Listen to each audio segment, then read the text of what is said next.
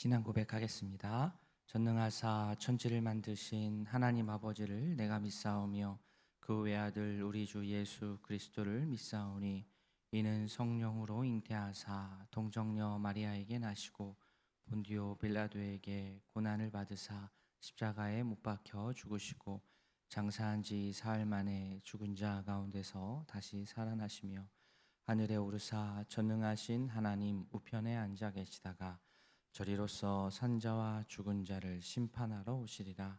성령을 믿사오며 거룩한 공예와 성도가 서로 교통하는 것과 죄를 사하여 주시는 것과 몸이 다시 사는 것과 영원히 사는 것을 믿사옵나이다. 아멘. 찬송 516장 옳은 길 따르라 의의 길을 찬양하겠습니다. 찬송 516장입니다.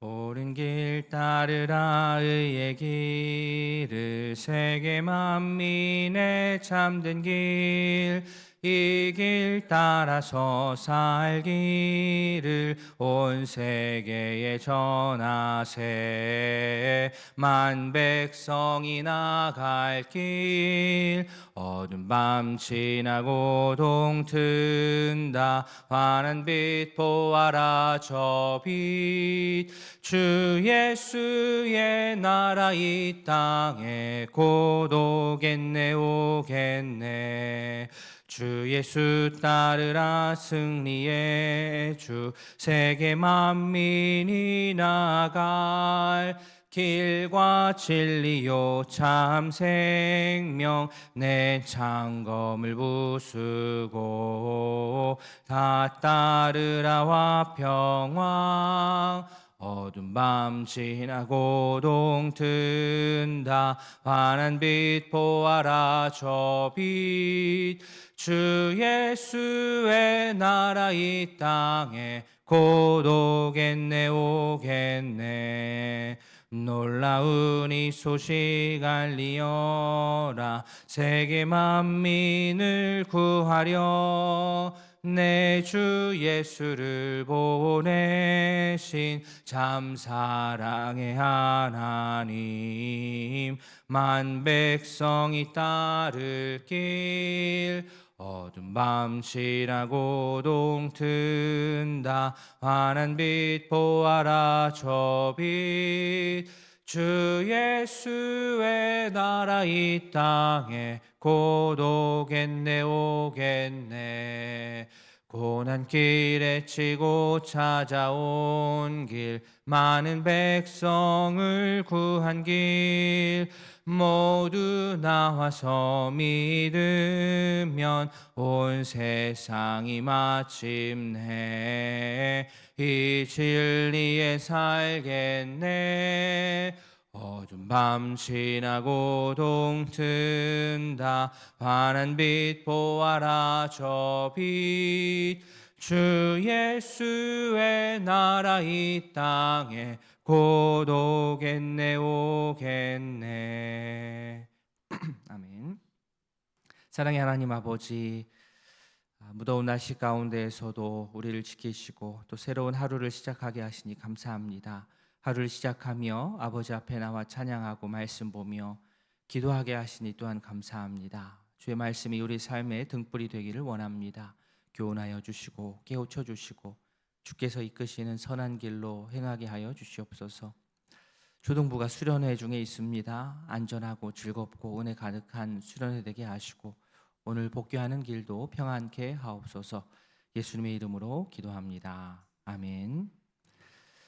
요한계시록 18장 20절부터 19장 10절까지 본문은 그렇지만 읽는 거는 우리 18장만 읽겠습니다. 요한계시록 18장 20절부터 24절까지 읽겠습니다. 신약성경 417면입니다. 18장 20절부터 마지막 24절까지 한 절씩 교독합니다. 하늘과 성도들과 사도들과 선지자들아 그로 말미암아 즐거워하라. 하나님이 너희를 위하여 그에게 심판을 행하셨음이라 하더라. 한 짐센 전사가 큰 맷돌 같은 돌을 들어 바다에 던져 이르되 큰 성 바벨론이 이같이 비참하게 던져져 결코 다시 보이지 아니하리로다. 또 검은 곳 하는 자와 풍류하는 자와 퉁소 부는 자와 나팔 부는 자들의 소리가 결코 다시 내 안에서 들리지 아니하고 어떠한 세공업자든지 결코 다시 내 안에서 보이지 아니하고 또 맷돌 소리가 결코 다시 내 안에서 들리지 아니하고 등불빛이 결코 다시 내 안에서 비치지 아니하고 신랑과 신부의 음성이 결코 다시 내 안에서 들리지 아니하리로다. 너의 상인들은 땅의 왕족들이라. 내 복술로 말미암아 왕국이 미혹되었도다. 같이 봅니다. 선지자들과 성도들과 및 땅 위에서 죽임을 당한 모든 자의 피가 그 성 중에서 발견되었느니라 하더라. 아멘. 계시록 18장 저희가 20절부터 읽었는데요. 19절까지는 이제 분위기가 장송곡입니다. 그런데 20절부터는 분위기가 완전히 바뀌어서 기쁨의 찬송으로 나아갑니다. 요한은 기쁨의 찬양을 부르자라고 사람들을 불러 모으는데요. 그 사람들이 누구냐? 20절에 나오듯 성도들, 사도들, 선지자들, 이들을 불러서 우리 기쁨의 찬양을 부릅시다.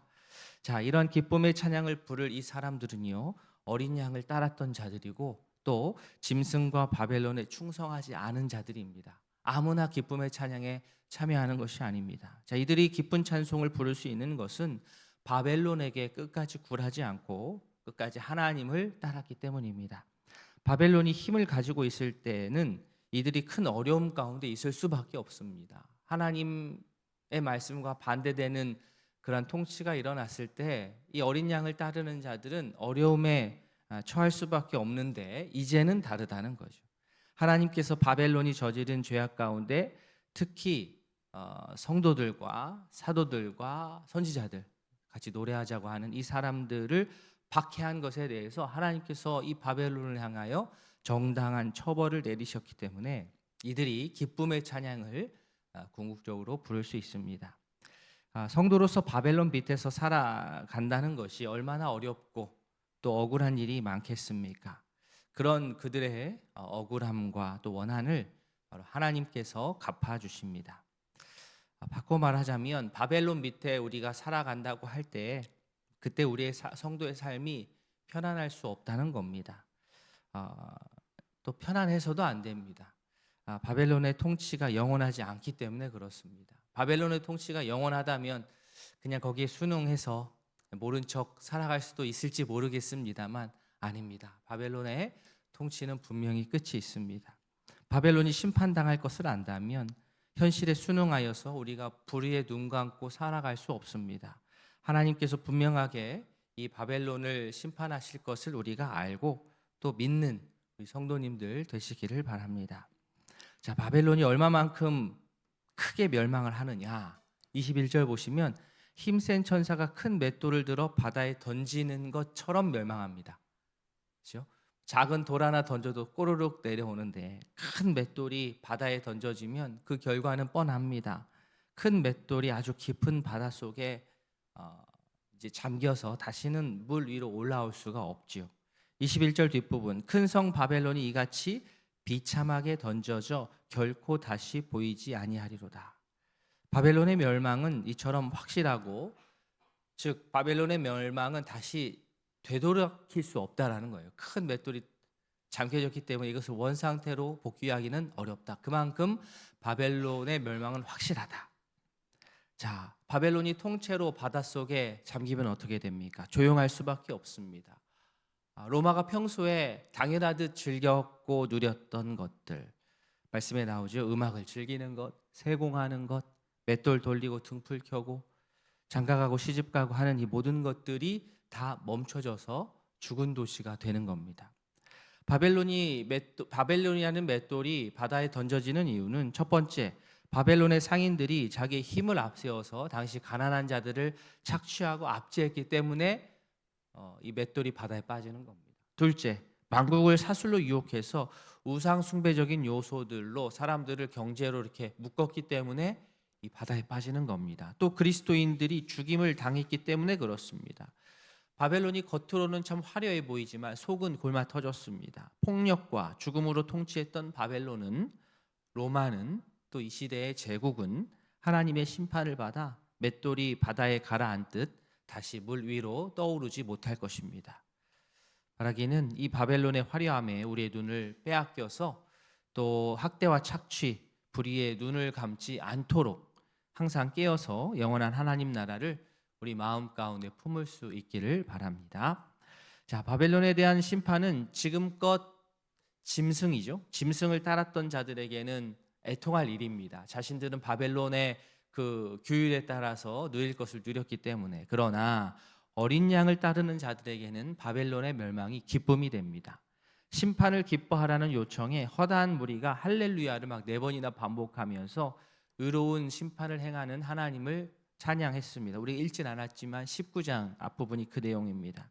1절 뒷부분, 할렐루야, 구원과 영광과 능력이 우리 하나님께 있도다. 자, 구원과 영광과 능력이 당시 사람들은 바벨론에게 있는 줄 알았는데 그게 아니라는 거죠.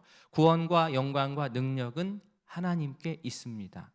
하나님이 찬양받으시기 합당한 이유는 하나님의 그 심판이 참되고 의롭기 때문에 그렇습니다. 참되고 의로운 심판을 행하시는 하나님을 우리가 신뢰하고 어렵고 힘든 현실을 헤쳐나가는 성도 되기를 바랍니다. 신약에서 바울은요, 그리스도와 그의 교회를 신랑과 신부 이미지로 또 얘기를 하고요, 구약에서는 하나님의 백성이 미래에 구원받는 것을 결혼식하는 모습으로 이렇게 표현할 때가 있습니다. 마찬가지로 계시록에서도요, 6절부터 어린 양의 혼인 잔치 장면이 쭉 나옵니다. 자, 어린 양이 혼인 기약이 이르렀고 신부가 단장을 마쳤는데 눈에 띄는 것은 8절에 나오듯 빛나고 깨끗한 세마포 옷입니다. 그냥 눈으로 봤을 때 신부들이 입는 하얀 드레스 이 정도가 아니고요, 이것은 성도들의 올바른 행실을 이렇게 하얀 세마포 옷으로 표현한 겁니다. 바벨론 밑에서 힘겹게 지냈던 그러한 윤리, 도덕, 신앙의 지조입니다. 하나님께 순결을 지켰기 때문에 이러한 세마포 옷을 마지막에 입을 수 있는 거죠. 어떤 사람이 과연 복된가? 9절 중반부에 분명하게 나옵니다. 어린 양의 혼인잔치에 청함을 받은 자들이 복됩니다. 바벨론 밑에서 잠깐 풍요를 누리는 것을 우리 성도님들 복되다고 절대 생각하지 마시기 바랍니다. 어린 양의 혼인잔치에 청함을 받은 자, 하나님의 영원한 나라에서 구원의 복을 누리며 사는 것이 진짜 복된 삶입니다. 참되고 의로운 하나님의 심판을 분명하게 믿고, 지금 눈에는 좀 화려하게 보일지 몰라도 무너질 수밖에 없는 그 바벨론의 삶에서 우리의 발을 떼고 영원한 하나님 나라를 소망하며 찬양하는 성도로, 준비된 신부로 오늘 하루도 살아갈 수 있기를 진심으로 소원합니다. 아멘. 오늘 두 가정을 위해서 기도하겠습니다. 최소구 집사님 가정, 성숙한 믿음의 가정, 강찬 서연의 순종과 예배의 삶, 양가 부모님 믿음, 서로 사랑하는 교회 직분, 지혜와 능력, 생업의 복과 복음 전하는 삶을 살 수 있도록 기도해 주십시오. 허피동 장로님 가정입니다. 하나님을 더 사랑하고 하나님을 사랑하는 자녀, 직분을 잘 감당하는 성도 될 수 있도록 이 두 가정을 위해서 기도해 주시고, 오늘 말씀 기억하시고 우리 속한 목장과 진행 중인 초등부 성경학교 위해서 기도해 주시기 바랍니다. 다 함께 기도하겠습니다. 하나님 아버지, 주의 은혜와 사랑으로 채워주시니 감사합니다.